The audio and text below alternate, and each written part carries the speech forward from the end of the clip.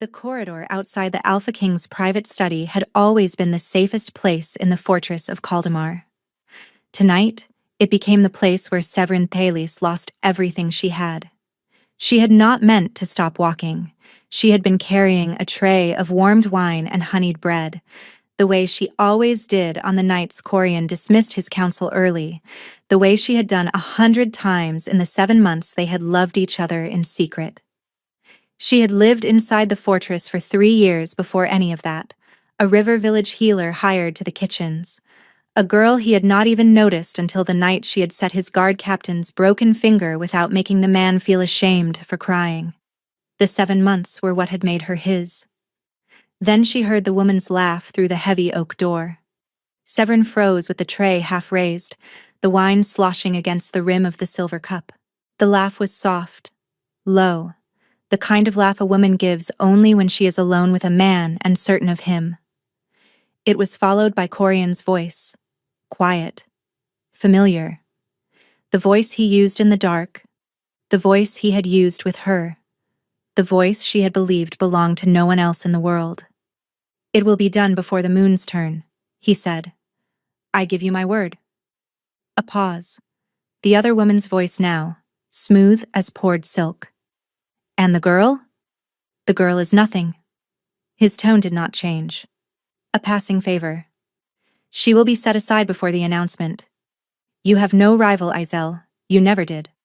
Severin's hand went numb. The tray tilted. The cup of warmed wine slid sideways and struck the stone floor with a single bright clatter that echoed down the corridor like a struck bell. She did not move. She waited for the door to open, waited for him to step out and find her there, and laugh, and say the words were a jest.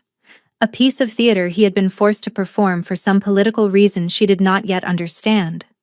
She waited for the Corian she knew, the man who had pressed his forehead to hers under the larch trees the night of the harvest moon and whispered that she was the only true thing in his life.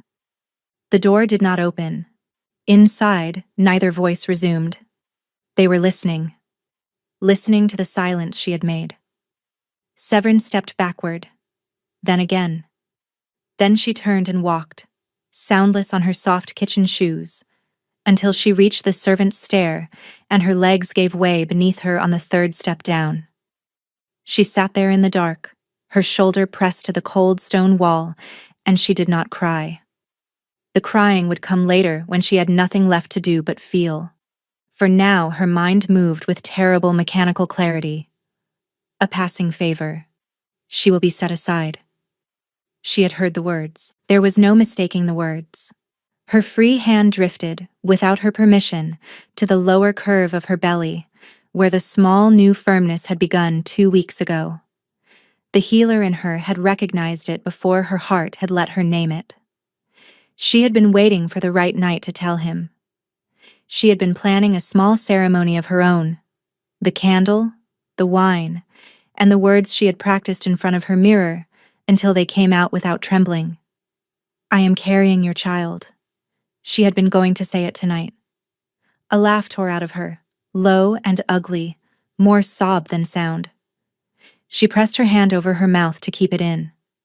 Above her, somewhere far down the corridor, a door opened and closed. Footsteps. 2 sets.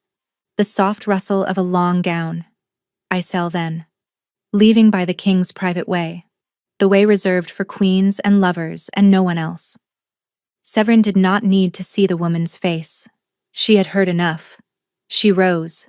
She wiped her hands on her skirt. She walked the rest of the way down the servant's stair on legs that did not feel like hers. Her room was on the lowest floor, a narrow chamber with a high small window and a bed too short for her. She had been given it the day she had arrived at Kaldemar 3 years ago, half frozen, half starved, with nothing to her name but a cloth bundle of dried herbs and her grandmother's silver ring. The chamber had felt like a kingdom then. Tonight it felt like a coffin. She did not light the candle. She moved by memory. She took the leather satchel from beneath the bed. Into it she put the herbs she would need for the road and for the months that would follow. Then her grandmother's silver ring slipped onto her thumb because her fingers had grown too thin for it.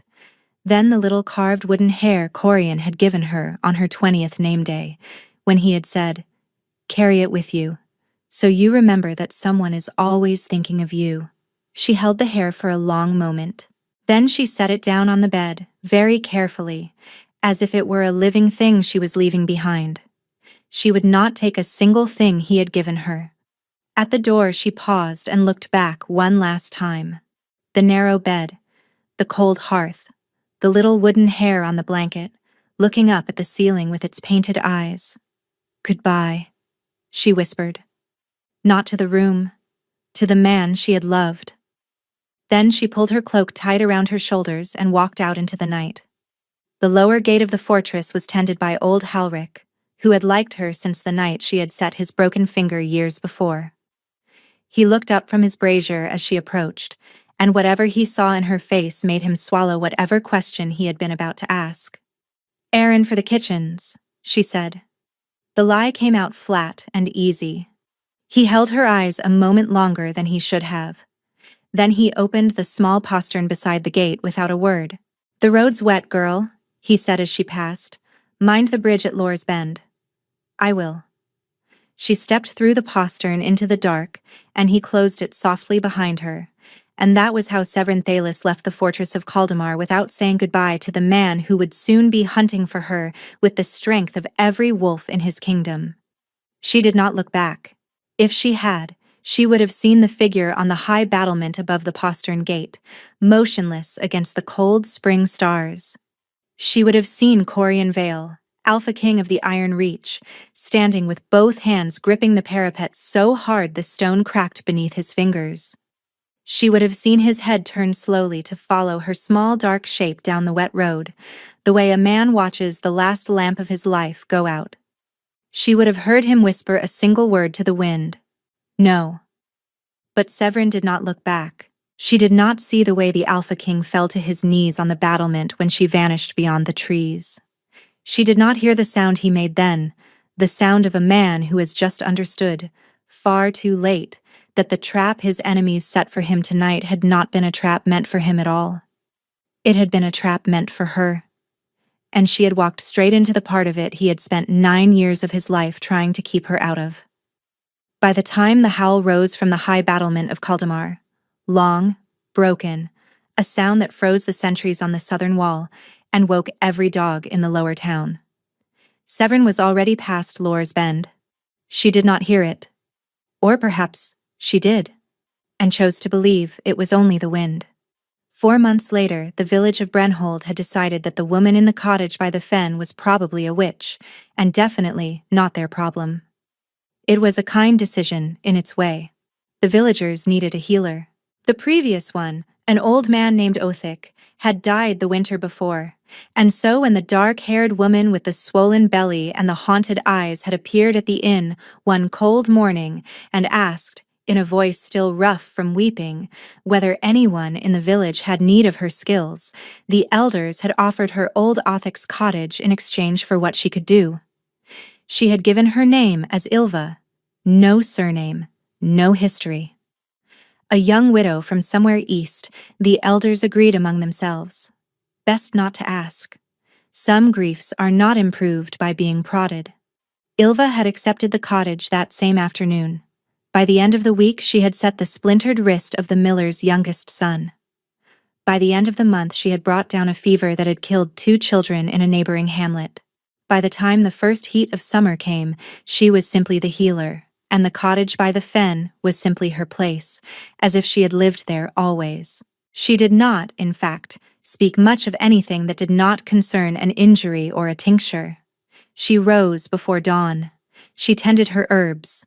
In the afternoons the people came, the limping, the burning, the bleeding, the women with their quiet questions about their bodies and their fears. She charged what they could pay. From those who could pay nothing she accepted eggs or a pail of milk. At night she sat alone and watched the fire, and waited for the children inside her to remind her, with a soft, small kick beneath her ribs, that she was not yet allowed to die of it. The children were 2. The midwife from the next village had pressed her old hands to Severin's belly and said, "2, my dear. A boy and a girl, unless I am very much mistaken, and I am rarely mistaken. Severin had thanked her and paid her in dried mint, and only when the woman was out of sight had Severin sat down on the stone step of the cottage and pressed her face into her hands. Twins. Of course it would be twins. The first true mate pairing in the Vale bloodline in 9 generations, every old woman in the Iron Reach would have said, will produce children of doubled strength. She had heard the saying once, in passing, from one of Corian's old aunts. She had not understood it then. She understood it now. She understood also that the mark on her hip had not faded. She had checked it every morning for the first month, certain that one day she would wake, and the silver crescent of his teeth would be gone from her skin. Among wolfkind, a rejected bond unmade itself within weeks. She had treated 3 women in the river villages who had been set aside by their mates, and she had watched their marks dim and dissolve like ink lifted from cloth. The body did not make you keep loving him. Hers was making her keep loving him. The mark had not dimmed. It had darkened.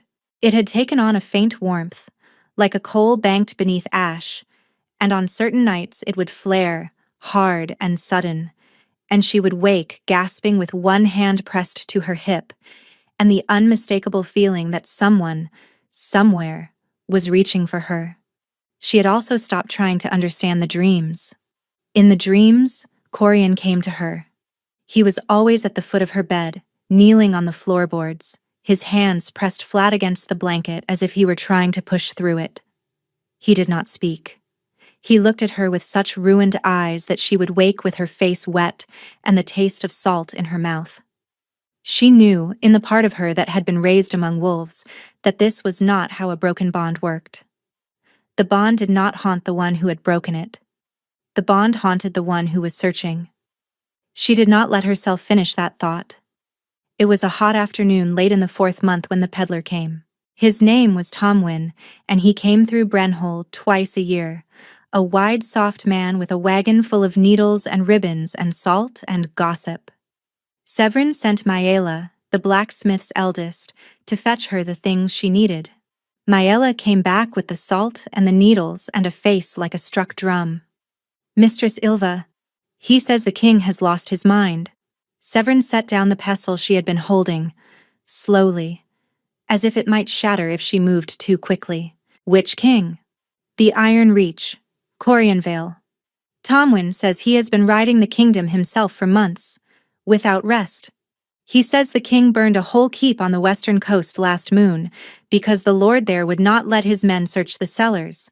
He says the council has tried twice to take his crown from him on grounds of madness, and twice the king's own warriors have refused to lift a hand against him." "What is he searching for?" The girl's voice dropped to a whisper. "A woman, mistress. Tomwin says no one knows who she is. Only that the king has offered any wolf in the Reach their weight in silver if they bring her to him alive, and that any wolf who brings him news she has been harmed will be torn apart by his own hands." The kitchen tilted gently around Severin. She put one hand on the table to steady herself. The other hand, without her permission, went to her belly. Inside her, both children kicked at once. Hard, like answering bells. "Did the peddler say," she heard herself ask, "what the woman is supposed to have done?" Mila shook her head. "No, mistress, only that she vanished, and that the king has not slept since." Severin did not remember thanking the girl. When she came back to herself, she was sitting on the stone step of the cottage, the same step where she had wept the day the midwife had told her she was carrying twins, and the late sun was slanting across the fen in long red bars. He had been searching for her, not for the woman in the white silk who had laughed in his study, not for the bride he had promised before the moons turned. For her. Why? Why? She pressed both palms flat against the stone and tried to think. He had said the words. There was no doubt of the words. A passing favor. She will be set aside. She had heard them with her own ears. There had been no drug in his cup, no knife at his back, no enemy listening through the keyhole. There had been only him and the woman called Iselle, and a quiet conversation between two people who had nothing to hide from each other. Unless something else had been hidden, all the while, from her. Severin closed her eyes. She had been so wholly, terribly certain. And now, sitting on this stone step with her belly full of his children and the mark on her hip burning like a banked fire, she felt the first crack run down the surface of her certainty, fine and bright as a hairline of lightning. He had not stopped searching. The bond had not died. The dreams were not dreams. She pressed her fist against her mouth and made a small terrible sound into her own knuckles, and she did not know whether it was a sound of grief or a sound of hope, because she could no longer tell the two apart. A shadow moved on the bog road.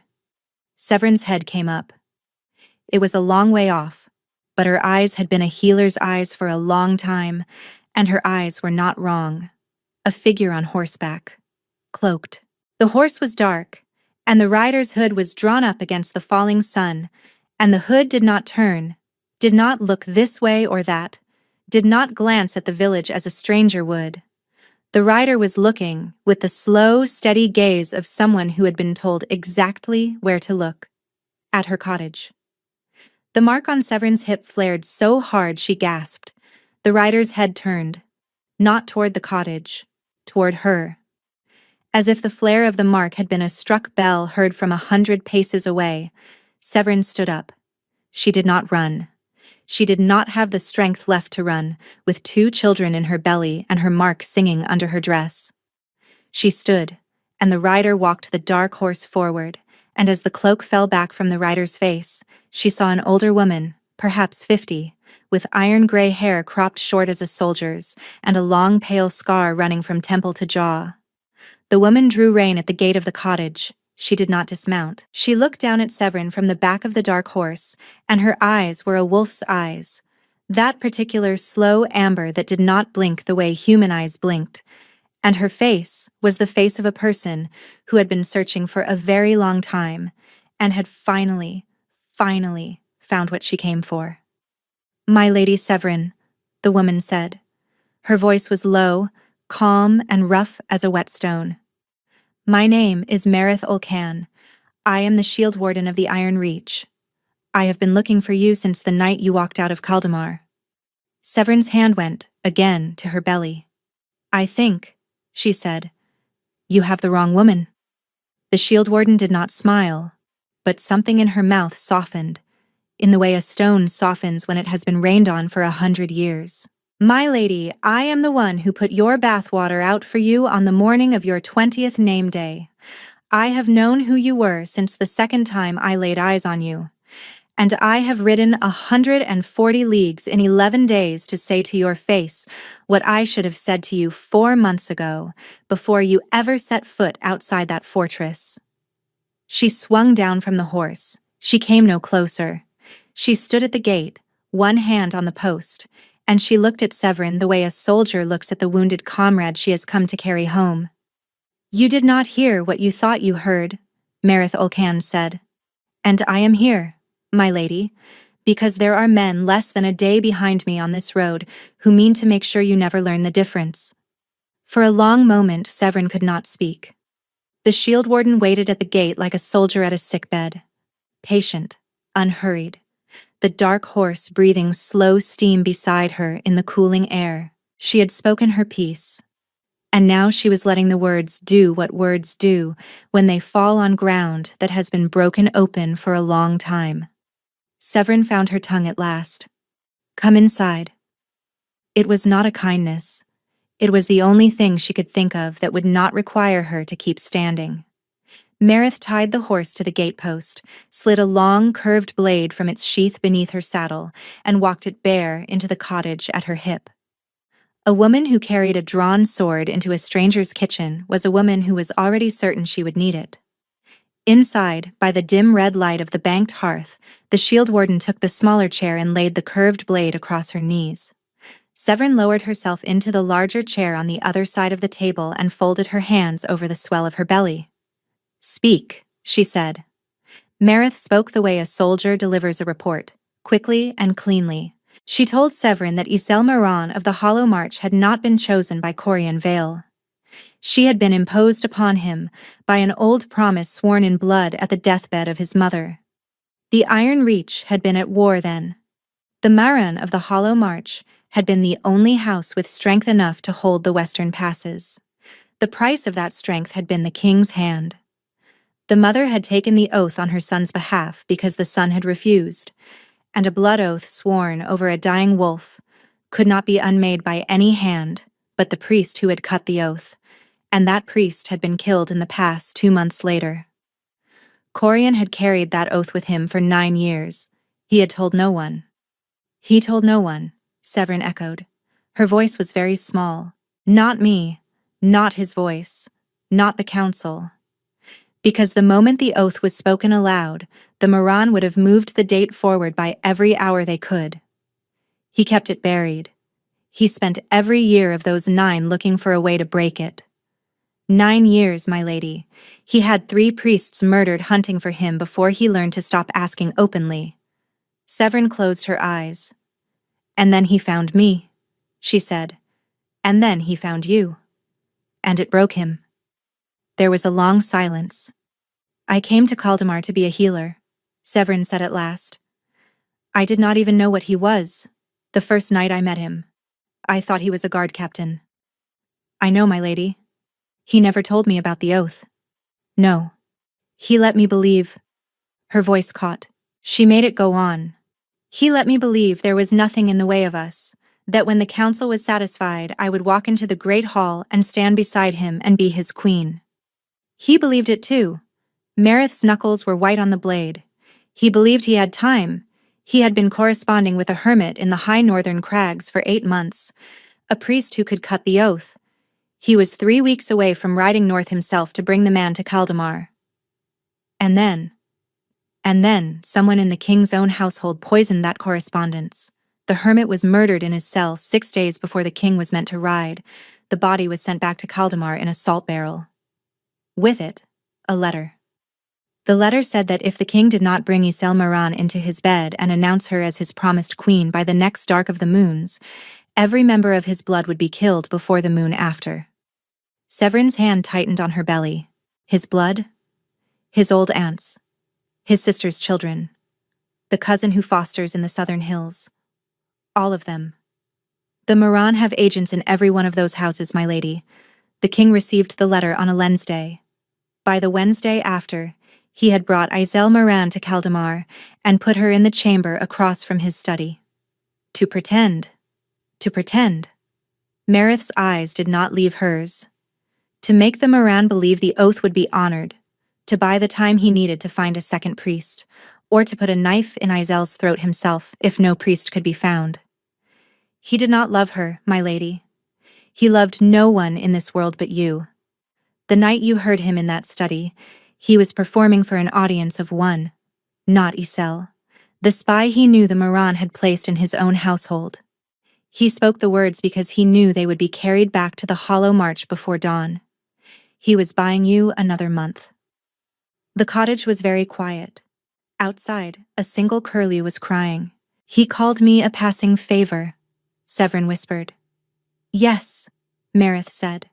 And the moment the door closed behind Isel, he went out onto the high battlement, and he wept, my lady, the way I have not seen a man weep since I was a girl.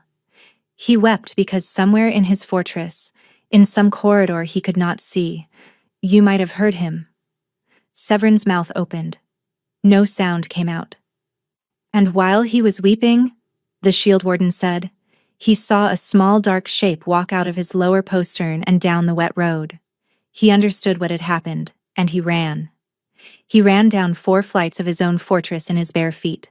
He was at the postern within 3 minutes of you, but you were already past Lore's Bend, and by the time he had a horse under him, you were gone into a forest his hounds could not track, because the rain washed your scent off the road within an hour of your passing. Severin was crying. She had not realized she was crying. The tears were coming down her face in long, slow lines, and one of her hands had pressed itself flat against the silver crescent at her hip. He has been searching for me, she said. Every day of the 4 months you have been gone, He has not been mad, my lady. He has been a wolf without his mate, and a man without his soul. He is 2 days behind me on this road. He has been out riding his own escort. He sleeps an hour at a time on horseback.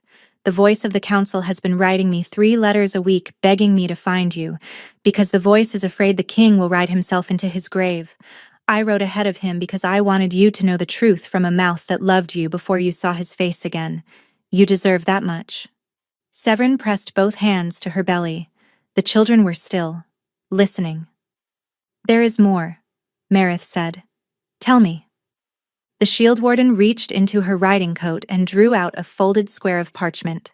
She laid it on the table between them. The wax was dark green. Stamped into it was the sigil of a closed hand within a circle. Taken 3 weeks ago from a Marin courier on the southern road, she said. We killed the courier. We let it be known the courier had vanished into a flood. The Marin do not yet know we have it. Severin opened the parchment. The hand was small and neat. 3 lines. The healer girl has been found. She lies in the eastern fens, in a village called Brenhold, in the cottage of the dead apothecary. End her before the Iron Reach claims her. The king will not survive the killing of his unborn. With the line broken, he will fall to madness within a moon, and the hollow march will rise. It was signed with a single letter. I. Severin read it twice. She set the parchment down and looked at her own hands. They were steady. She had not expected them to be steady. She had been so angry at him. For 4 months. She had let the anger be the thing that kept her standing when the grief would have laid her down. And every step of it had been her walking the road Isel Moran had laid out for her. The anger was not gone. It had only changed direction. How long, Severin said, before the men behind you arrive? Tonight. Possibly tomorrow at first light. How many? 6. Trained. 2 of them shifters. And the king. A day behind them. He does not know they are ahead of him. Then he will not arrive in time. No, my lady, he will not. Severin laid her hand on the silver crescent at her hip. She thought of Corian on the high battlement, weeping in the cold wind. She thought of the children inside her, who had grown still the moment the shield warden had begun to speak. She had spent 4 months running. She was done running. She lifted her head and met the shield warden's eyes, and her voice when she spoke was not the voice of a healer in a borrowed cottage. It was the voice of the woman an Alpha King had been going to make his queen. Then we will not wait for them on this road, Lady Marith. Outside, the curlew on the fen had stopped crying. The wind had changed, and from somewhere in the darkening trees beyond the bog, a single low howl rose, long and trembling, too far away to be answered, too close to be ignored. The hunters had found the village. Marith was on her feet before the howl had finished. The curved blade left her knees as if it had never been resting there. With her free hand she snuffed the lamp on the table, and the cottage went dark except for the dim red glow of the hearth. Stay behind me, the shield warden said. No, Severin said. Marith turned her head. My lady. I have been hiding behind walls for 4 months. I am not going to die behind one. Where is the second blade? Something passed across the older woman's face that, in a different room and a different century, might have been pride. Marith reached beneath her riding coat and drew a short knife from the back of her belt and laid it on the table. Silver-edged, she said. It will cut a shifted wolf. Do not let it leave your hand. Severin took the knife. Her fingers closed around the leather grip without trembling. She had set 100 broken bones with these hands. She was not going to flinch now. A second howl rose from the trees. Closer. From a different direction. 2 are flanking, the other 4 will come up the bog road. They will not expect us to hold the cottage. I do not want to hold the cottage. There are children in the houses on this lane. Then we go to them first. They went out the back through the kitchen garden. Severin had the silver knife in her right hand, and her left hand pressed flat against the rise of her belly, partly to steady herself, and partly because the children inside her had begun, for the first time in 4 months, to move in a way she did not recognize. A long, slow turning, as if both of them at once had decided to wake up. Across the lane was the cottage of old Halgi the weaver. Marith reached the door first and rapped on it once, hard. Halgi opened it with a candle in her hand and a look on her face that said she had already heard the howls. "Down to the smokehouse cellar," Marith said. "All the children on this lane, now. Go door to door. Tell them the healer says so." The old weaver did not ask a single question. She set down the candle and went out into the lane in her bare feet, and within minutes the doors of the lane were opening one after another, and small dark shapes were moving in a quiet line toward the squat stone smokehouse at the far end of the lane. A third howl rose, very close now. "My lady, we have run out of time. Get them all inside. My lady." "Get them all inside?" Marith went. Severin stood alone in the middle of the lane with the silver knife in her hand and her back to the cottage of the dead apothecary, and she watched the dark line of the trees, and she felt the mark on her hip burn so hot she half expected the cloth of her dress to scorch. Corian was not coming, not in time. She had spent 4 months pretending he was not coming for any reason. Now she was about to die knowing he had been coming the whole while. And the thought put something very old and still and angry in the middle of her chest where her grief had been. She had asked to be loved. She had asked to be safe. She had asked to bring 2 children into the world with their father's hand on her belly, and she had been denied all of it by a woman in a white silk dress who had stood in a study and laughed. A wolf came out of the trees. It was large and lean, and its fur was the slate gray of river stones, and it did not pause at the edge of the fen. It came at her in a long, low run with its head down and its yellow eyes fixed on her belly. Severin did not run. She lifted the silver knife. She did not know, in the moment, where the thing inside her chest came from. Later she would understand that it had been waiting in her since she was a child by the river, and that it had been the reason her grandmother had pressed the silver ring into her palm on the day the old woman died and said, "Wear this until you understand why I gave it to you, and then you will not need it any more." She only knew that as the gray wolf gathered itself for the leap, something inside her, under the silver mark, under both of her children, under her ribs, opened. A clear, cold light came up out of her skin. It was the color of moonlight on snow. It rose out of her in a thin, perfectly silent sheet, and the wolf hit it the way a thrown stone hits the still surface of a pond, and was thrown back, 4 full strides, with a sharp small sound of yelping pain. Severin stared at her own hand. The silver knife was glowing in it. Not glowing. Answering. The light from her skin and the silver of the blade were the same light. They had recognized each other. The gray wolf scrambled to its feet. Its yellow eyes were wider now, and the look in them was not the look of a hunter. It was the look of a creature that had just understood it had been sent against the wrong prey. It turned to flee. A second wolf, black this time, came out of the trees behind it and cut it down with one clean lunge. The black wolf did not look at the gray. It looked, with eyes the color of dark amber, at her. Severin's knees gave way. She caught herself with one hand on the low garden wall and stayed upright by force of will. The black wolf walked forward. Slow. Each step deliberate, blood on its muzzle. It came to within 4 paces of her and stopped, and laid its great head down on its forepaws on the dirt of the lane, and did not move. It was the oldest gesture of the wolf kind. The gesture a male made to his mate when he had failed her, and knew it, and was offering her his throat. The cold light went out of Severin's skin all at once. She was crying again. "Corian," she said. The wolf did not lift its head. "Corian, get up." He did not move. She walked to him on legs that should not have carried her, and she lowered herself to her knees in the dirt of the lane in front of him, with her belly between them, and she put her hand flat on the crown of his great dark head. He shuddered under her palm. The shift, when it came, was slow. It looked like it hurt. She had never seen a wolf shift slowly before. He was holding it back as long as he could, because he did not yet trust himself to face her in the shape of a man. When it finished, Corian Vale was kneeling in the dirt of the lane in a torn cloak with his face in his hands. He was thinner than she remembered. There was gray at his temples that had not been there before. His shoulders were shaking. He did not look up at her. "Severin," he said. His voice was wrecked. "Severin, I am so sorry." She could not speak. "I have nothing to say to you that will undo it." I said the words. I said them in my own mouth. I told myself you would not hear, and I let myself say them anyway.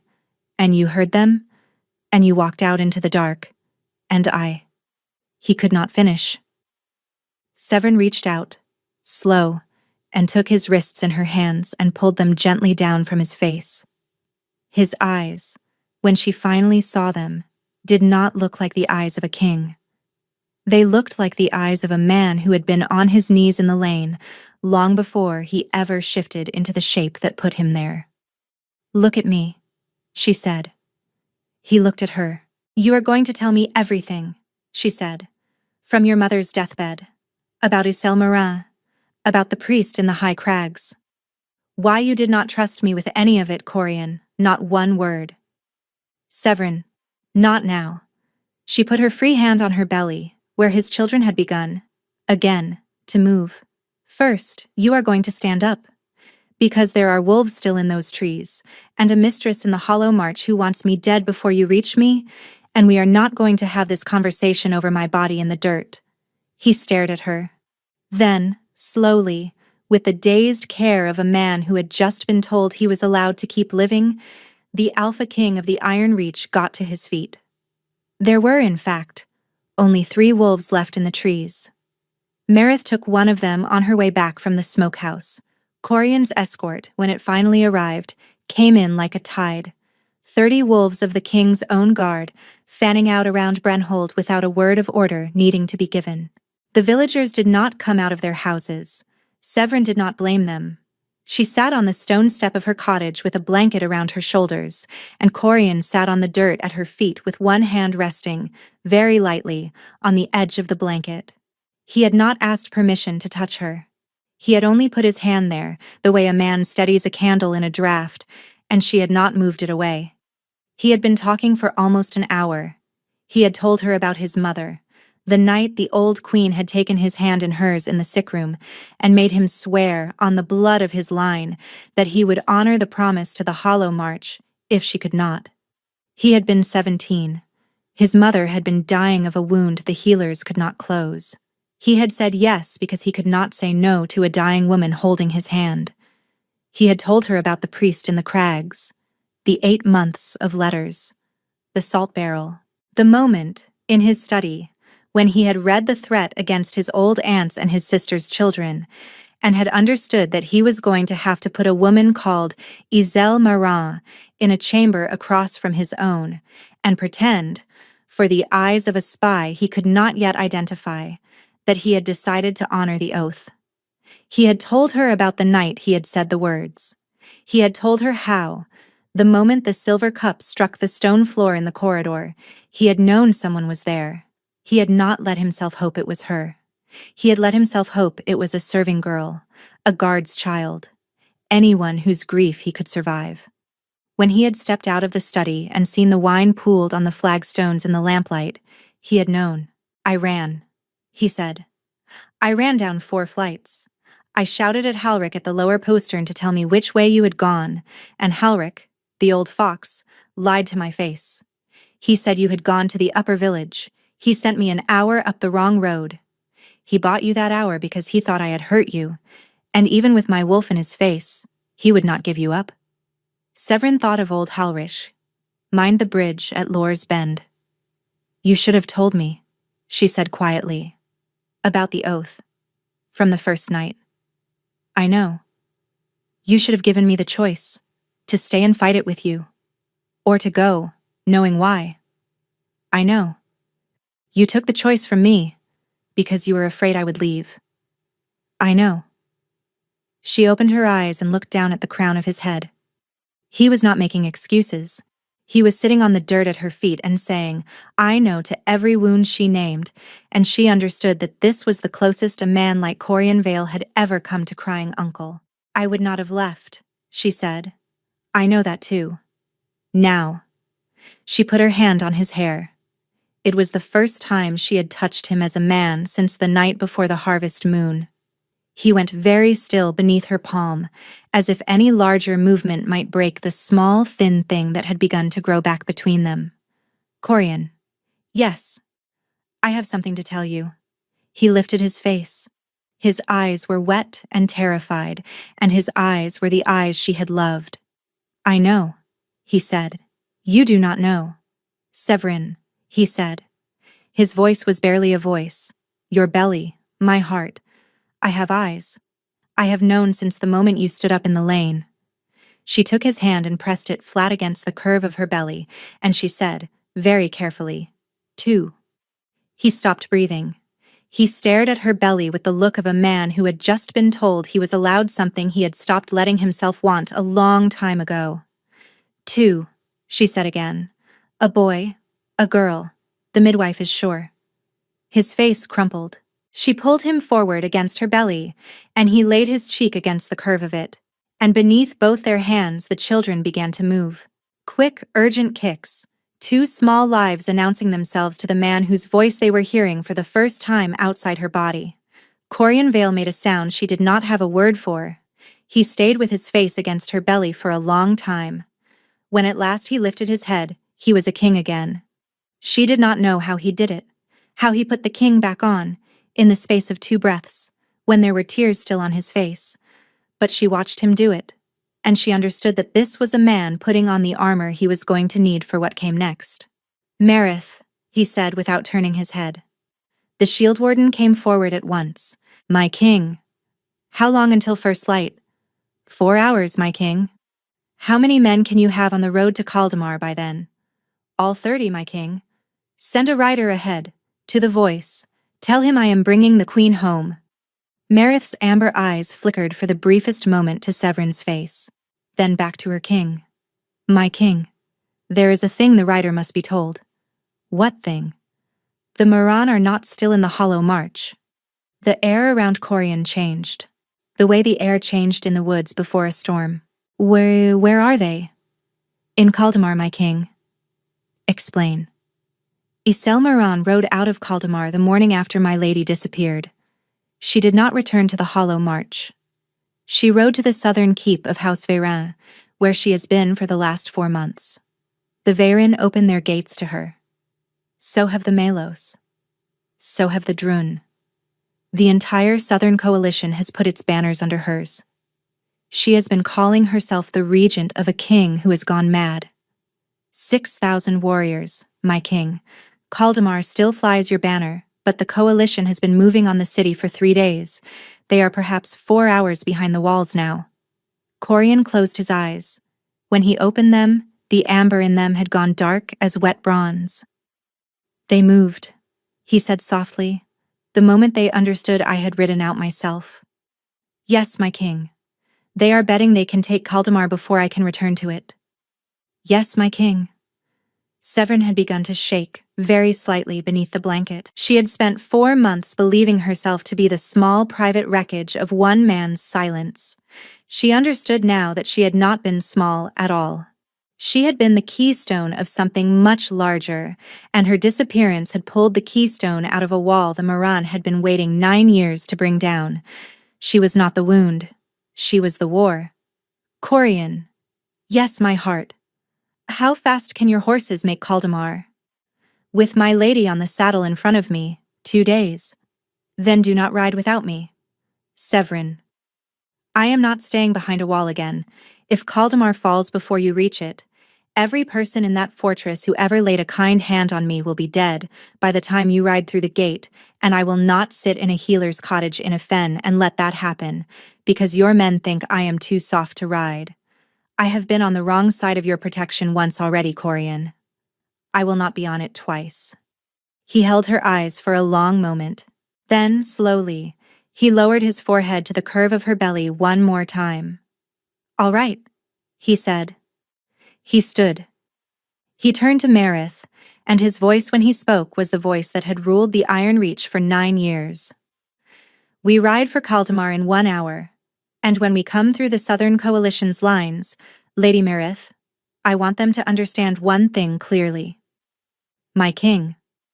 That they were never going to be fighting only the king.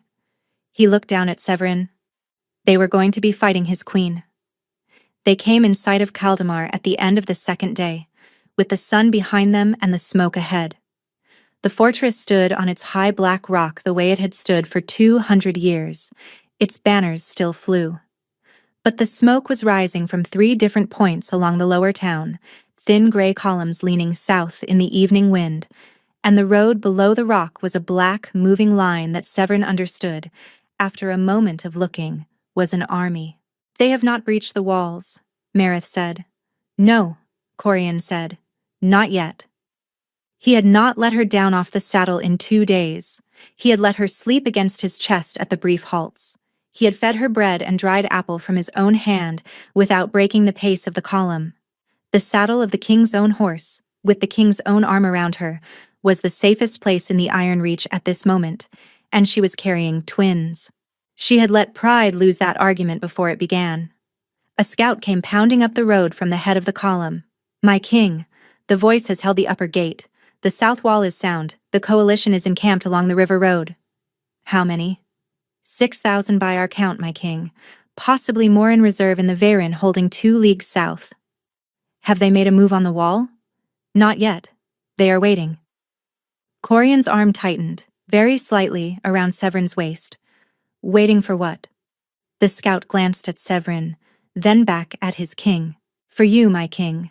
They have offered terms. You ride down to the bridge alone and surrender your crown to the Lady Isel, and in return, they will spare the city and every soul in it. And if I do not? Then by their word, they put the lower town to the torch within the hour. They have set fires already to make the threat plain. The smoke rising in the evening wind, the thin gray columns. Severin had not understood at first what she was looking at. Now she did. My king, Marith said. It is a feint. They have crossbow positions along both sides of the bridge road. They will not let you reach the bridge alive. I know, Corian said. He did not move. He was looking at the smoke. Severin felt something inside her go very quiet. Not the children. Not the silver mark. Something older than either. The same thing that had opened in her chest on the lane in Brenhold. It was the part of her that did not run. Corian, my heart. Put me down. No, put me down. Severin, I am not going to ride to the bridge. I am going to take the city back from the inside. There is a way through the cliff caves on the eastern face. Marith and 40 of my wolves are taking it within the hour. I am going with them. You are going to stay in the column with... Listen to me. He stopped. She turned her head against his shoulder so she could look up at him. His face above hers was the face of a man who had already decided to spend himself in order to keep her out of a city that was burning. She did not love that look on it. You cannot ride to the bridge, she said. But I can walk to the bridge, Corian. His arm went rigid around her waist. No. They will not put a crossbow bolt in a pregnant healer walking down a road. Not with 6,000 of their own warriors watching. They have spent 4 months telling those warriors that their lady is a regent restoring order to a kingdom whose king has gone mad. They cannot put a bolt in the woman his wolves are riding behind without revealing what they are. And the moment they do not, they have to receive me. They have to let me past the bridge. And when they do, Isel Moran will be on the other side. Severin, she is the keystone. Take her, and the coalition crumbles. Their warriors will not die for the Veyrin or the Mayelos or the Drun. They will only die for her, because she has spent 4 months making herself the symbol of what she is not. Pull the symbol off the field, and the field empties. He was staring at her. You cannot walk into a coalition camp. I can, with Marith, with one other. 2 women and an unborn pair of children, walking under a flag of healer's truce. No coalition warrior alive will turn an arrow on that. They will pass us straight to her. And then, she said, I will be in the same room as Isel Moran. With this, she lifted her hand. The cold light came up out of her skin without effort this time, soft and silvery, and the silver knife at her hip and the silver ring on her thumb both answered it the way a struck bell answers the strike. Corian's eyes widened. He had seen it once, in the lane in Brennhold, but he had been a wolf then. Now, in the shape of a man, he was understanding it for the first time. "What is that?" he said. His voice was very low. "I do not know yet. My grandmother did. She gave me her ring on the day she died and told me I would understand it when I needed to. I think I am beginning to." Severin. Corian. If I walk down to that bridge under truce, and Isel refuses to receive me, every warrior in her coalition will see her refuse to receive a pregnant woman asking for parley. She will lose the field by the next dawn. If she does receive me, she will receive me in a tent, within range of her own commanders, and I will be in arm's reach of her, and the war will end in that tent. And if she puts a knife in you anyway, then I will be the woman who walked into the camp of the regent under truce and was murdered in front of her own warriors, and you will have your war won the moment the news reaches their ranks. Either way, the field empties. There is no other way to take Kaldemar tonight without the lower town in flames. His jaw worked. He looked at Marith over the top of Severin's head. The shield warden, who had ridden 2 days at her king's left flank, met his eyes and gave him, very slightly, the smallest nod a soldier could give. "My king, my lady is right." He shut his eyes. When he opened them, there was something in his face Severin had only ever seen there twice before. Once in the larch grove, the night he had told her she was his fated mate, and once on the lower battlement 4 months ago, when she had not turned to see it. "Severin Thalis," he said quietly, "I am the Alpha King of the Iron Reach, and I have ruled it for 9 years, and I have never in those 9 years been given a command by a person on the back of my own horse. You are not being commanded, Corian. No? You are being asked to trust me." He looked down at her for a long moment. "Marith, my king, take her down to the bridge. Take Halna of the Voices' house with you. She is a midwife. The warriors will recognize the herb mark on her cloak. No one will challenge a midwife under truce. Take no weapons that show. Send the truce flag in advance. Walk slowly. Be seen. My king. And if Isel Moran gives the order to put a hand on either of them," he broke off. "My king. Then I will be in the cliff caves with 40 of my best, and the coalition will learn in the hour that follows what an Alpha King does to the people who put a hand on his queen." He lifted Severin down from the saddle himself. He held her against his chest for the space of 2 breaths. He pressed his forehead to hers, the way he had pressed it the night before the harvest moon, and the silver mark on her hip, and the silver mark she had bitten into his shoulder, once in a larch grove, burned between them in answer. "Come back to me," he said. "I will. Severin, I love you." "I know," she said. "I have always known. Even on the worst nights." She turned away before he could see what was on her face, and she walked down the road toward Marith and the dark horse and the woman called Halna, and behind her she heard Corian Vale say, very softly, in the voice of a king sending his queen into a tent he could not enter, "Go." The truce flag was raised on the river road as the sun touched the western hills. 3 figures walked down toward the bridge. The shield warden in her riding coat with her sword sheathed and bound with a green cord. The midwife Halna with her green cloak and her empty hands held visible. And between them a dark-haired pregnant woman who walked, despite the swell of her belly, with the steady measured stride of a woman who had spent 4 months walking the bog paths of Brennhold at dawn. The coalition lines saw them. A long murmur ran the length of the army, then a long silence. Then, from the great pavilion at the center of the camp, a single small figure in a white silk gown stepped out into the failing light, and Severin Thalis finally laid eyes on Isel Moran for the first time in her life. The cold light beneath her skin began, very softly, to rise. The pavilion of Isel Moran stood at the center of the coalition camp, like a small white island in a sea of dark wool. The silk of it was the same white silk Severin had seen 4 months ago, only the hem of a dress disappearing through a private door. But Severin had remembered the white the way the bitten remember the snake. Iselle Marant stood before it. She was smaller than Severin had expected. Slender as a reed, with hair the color of pale honey braided severely back from a narrow, clever face. She did not look like a woman who had pulled 6,000 warriors into a war. She looked like a woman who had read very carefully, from a very young age, every book that had ever explained how to do it. "Mistress Severin," she said. Her voice was still smooth as poured silk. "You are kind to come." The coalition warriors lining the road behind Severin had gone silent. Severin could feel the weight of their watching against her shoulder blades. That was, after all, the point. "Lady Iselle, I came under Healer's truce. I would speak with you. Privately, if you will allow." "Of course. Will you come inside?" "If my companions may stand at the entrance." "They may." Iselle held the flap of the pavilion aside herself. Meredith, at Severin's left shoulder, did not move. The shield warden's amber eyes had been on Iselle since the moment the flap had opened, and they had not blinked once.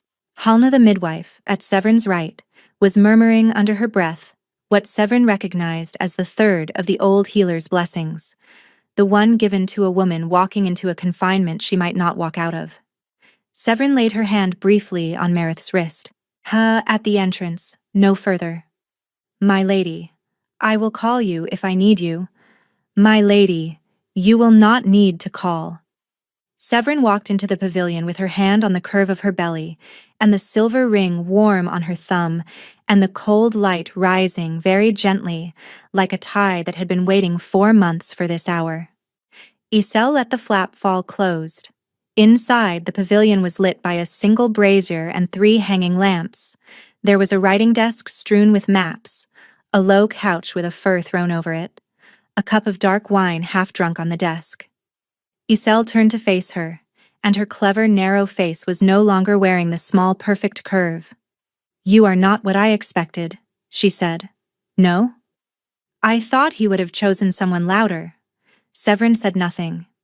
Iselle walked a slow half-circle around her. Not too close. The way a woman walks around a piece of furniture she is considering buying.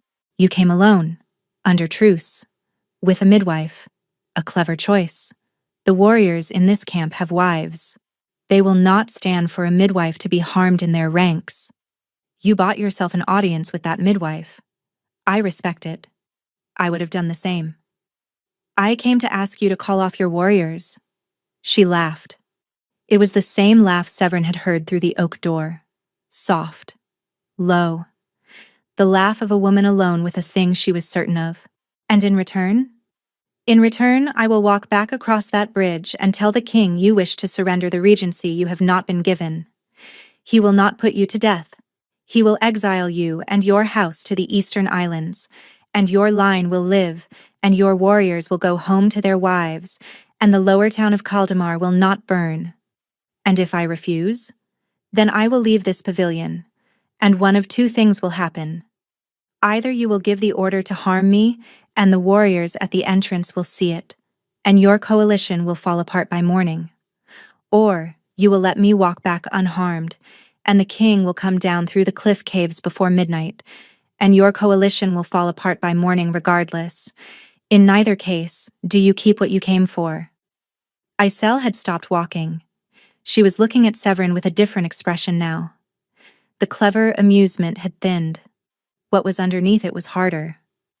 "You think I came for the throne," she said. "Did you not?" "I came," Iselle Marant said quietly. "For him." There was a small silence. "I was 18 when his mother died and the oath came into my house.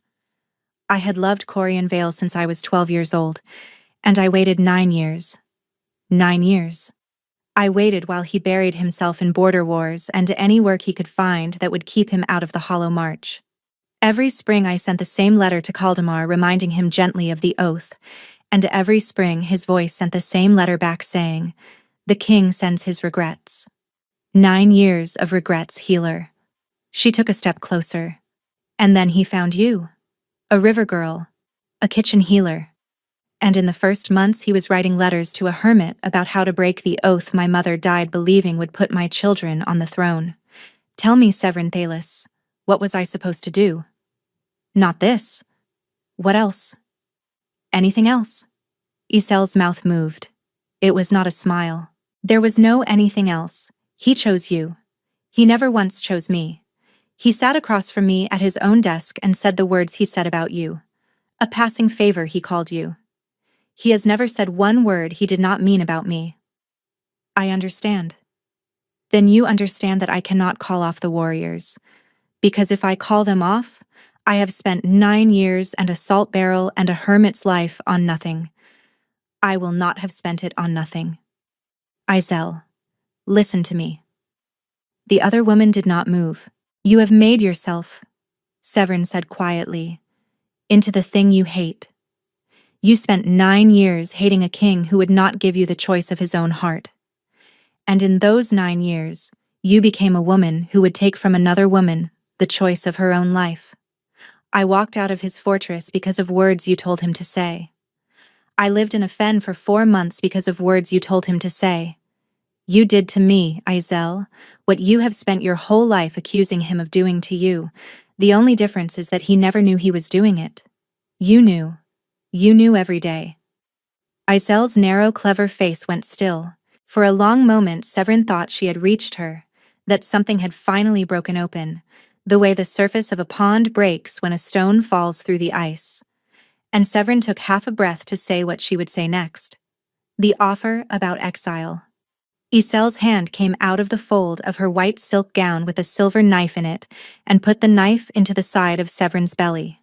She did it very fast, with the small, clean motion of a woman who had practiced it in front of a mirror, perhaps for 9 years. Severin's body folded forward over the blade. She heard, a long way off, Marith's voice rising in a shout outside. She heard, much closer, the small, soft sound of her own breath leaving her. She felt the silver knife slide free of her side as Isel stepped backward, calm as a woman closing a book. And under that, through that, around that, the cold light rose. It came up out of Severin's skin not as a thin sheet this time, but as a great slow pulse, the way a star pulses, and the silver ring on her thumb and the silver crescent at her hip, and the silver of the knife still wet in Isel's hand, all answered it together with a single high, clear note Severin had never heard before. A note like a struck bell that rang through the silk of the pavilion and through the wool of the coalition tents, and out across the river road to the cliff caves on the eastern face of the high black rock where 40 wolves were already moving in the dark. The note went into Isel Marin where she stood. It went into her the way a key goes into a lock. Isel's eyes, clever, narrow, 9 years patient, opened very wide. The silver knife fell out of her hand and struck the rug with a small dull sound, and Isel Marin sat down very slowly on the rug beside it, and put her hands flat on the wool, and looked up at Severin Thalis with the look of a woman who had just understood, far too late, what she had been arguing with. "Oh," she said, and then her eyes rolled white, and she fell sideways onto the rug, and she did not move again. Severin's legs folded under her. Marith was through the pavilion flap before her knees finished folding, and the shield warden caught her under both arms and lowered her, very carefully, to the rug. Halna already there with her hands on the wound, and her green cloak folded against the bleeding. "My lady, look at me." Severin looked. "The blade was silver," Halna said, very fast, very calm. "Silver does not poison. The wound is in the side, not the womb. The children are not struck. The children are not struck." "Corian," Severin whispered. "He is coming, my lady. Listen." Severin listened. Outside the pavilion, very far away, very close, she could not tell which, she heard wolves. Not 3 wolves. Not 30. Hundreds. The high black rock of Kaldemar had opened like a struck shell, and out of every cave and pastern on its eastern face, the wolves of the Iron Reach were coming down in a tide, and ahead of all of them came a black wolf with eyes the color of old honey, and the coalition warriors in his path were not lifting their weapons against him, they were stepping aside. The high, clear note that had rung out of the pavilion had rung through them too, and they had understood, in the part of them older than any oath any house had ever sworn, what the note meant. The note had meant, the Queen has been struck. There were some things even 6,000 warriors of the Southern Coalition would not stand for. The flap of the pavilion was torn off its post. Corian Vale, in the shape of a man, he had shifted as he ran, somewhere on the bridge, came through the opening with blood on his face and his shirt half torn away, and he saw Iselle Marin on the rug and did not look at her, and he saw Séverine on the other rug with Halna's hands red against her side, and he made a sound she had only heard from him once before in her life, on a battlement in the cold spring stars. He fell to his knees beside her. Séverine. I am not dying, Corian. Séverine. Listen to me. Halna says I am not dying. The children are not struck. Listen to her, not to me. My mouth is not reliable at present. Halna, working fast, said without looking up. She is not dying, my king. The blade was silver. The wound is shallow on the side. I am closing it now. She will need to be still for a month. Corian put his forehead against Severine's. He was shaking. A month is nothing. A month is a gift. Corian. The bond. He went still. Séverine lifted her hand, slow, because lifting was hard, and laid her palm against the side of his throat, where the silver crescent of the bite she had given him once lay under his torn collar. It is not finished, she said. We started it in the larch grove and we never finished it. I want to finish it now, before anything else can come between us. You are bleeding. I am closing. Halna said so. My heart, the proper right is... I do not want the proper right. I want you. I want it now. On this rug. In this tent. While the woman who tried to make us each other's grave is lying 3 paces from us. I want every wolf in this kingdom to know that the bond between us was finished here. Do you understand? He understood. He laid her back, very gently, on the rug. He put his hand on the silver ring on her thumb. He lifted the hem of her dress and laid his mouth against the silver crescent at her hip, and Séverine set her teeth, very carefully, into the silver crescent at his throat. The bond, when it closed, did not feel like fire. It felt like a door closing on a room she had been standing outside of. Inside the room was every moment of him she had not seen. The night his mother had died. The night the salt barrel had come back to Kaldemar. The morning he had read the hermit's letter for the last time and put it in the brazier with his own hand.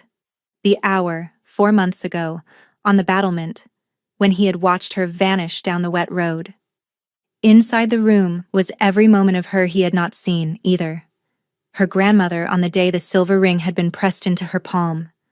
The first time she had set a broken bone, alone, at the age of 15. The night under the larch trees when he had told her she was his fated mate, and she who had said yes, only yes, and never told him the rest, had been thinking, I would have followed you anyway. With or without the bond. I would have followed you anyway. Corian's whole body shook against hers when that last thing reached him. He had not known. He knew now. When at last he lifted his head, the cold light beneath her skin went out the way a candle goes out when the wick has finished. The high, clear note went quiet. Outside the pavilion, the warriors of the Southern Coalition had begun, without an order being given, to lay down their weapons in the road. The autumn after the children were born, Séverine Thyllis walked into the larch grove on the southern slope of Kaldemar with a child on each hip, and her king beside her, and the shield warden 2 paces behind. And she watched her son and her daughter, the boy quiet, the girl already trying to put her small fist into her father's beard. See the larches for the first time. Iselle Marin had been buried in the Eastern Islands. The Southern Coalition had broken up within a month, every house bending the knee and being received without its banners burned. Old Halric, who had lied to his king's face on the night Severin had walked out of the lower postern, had been given the title of Keeper of the Lower Gate and a small house with a brazier of his own. He had died in the spring of the cough, with Severin's hand on his forehead and the small carved wooden hair from her old chamber in his palm. Severin had given the hair to him 3 days before his death. He had wept when he took it. The marks on her hip and on Corian's throat had healed at last into the silver crescents the old healers spoke of in their books. Not scars, but signatures, paired and answering, the kind of mark that a wolf carries to the grave and beyond. The cold light had not come back. She had asked her grandmother's spirit about it once, in a dream, and the old woman had said only, "It came when you needed it. It will come again when you need it. Do not call it. It is not a horse to be ridden, child. It is a bell to be rung." In the larch grove, on that autumn afternoon, Severin did not need any bells. She set her daughter down in the leaves. The little girl, 11 months old, with her father's old honey eyes and her mother's dark hair, took 4 wobbling steps across the leaves of the grove, her first 4 steps, the first her father saw, and put both her small hands flat on the trunk of the larch tree, where Corian had once told Severin she was his fated mate. The tree did nothing remarkable. It was only a tree. But Severin pressed her face against Corian's shoulder and cried very softly, the way a woman cries when she has finally been given a thing she had stopped allowing herself to want. "I almost did not come back," she said, "on the bridge, with Isel. I almost did not come back. I know, my heart. I want you to know something. Yes, I would have followed you anyway, even without the bond, even after everything. I know that too, the bond told me." She lifted her head. His face, in the autumn light, was the face of a man who had spent 4 months looking for her, and a long year of loving her since to make up for it. The streaks of silver at his temples that had come in during those 4 months had not gone away, and she did not want them to. They belonged on him. "Corian, promise me something. Anything. If anything ever comes between us again, any oath, any threat, any small clever woman with a knife in her sleeve, promise me you will tell me. Before. Not after. Before." He looked at her for a long time. Then he lifted her hand to his mouth and laid his lips against the silver ring on her thumb, the ring her grandmother had pressed into her palm on the day she died. "I promise you, Severin Thalis, before, always before, until the last day." The wind moved in the larches. Their daughter, with both small hands still flat on the tree, looked back over her shoulder at her parents and laughed, the small, clear laugh of a child who has just understood she can stand by herself. It was the only laugh in the larch grove that afternoon. It was enough. Thank you so much for listening.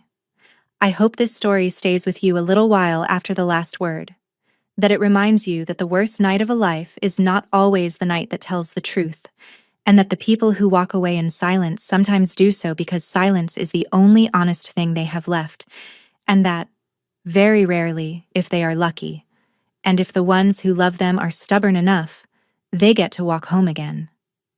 May you be loved that stubbornly, and may you, when the time comes, be brave enough to walk back.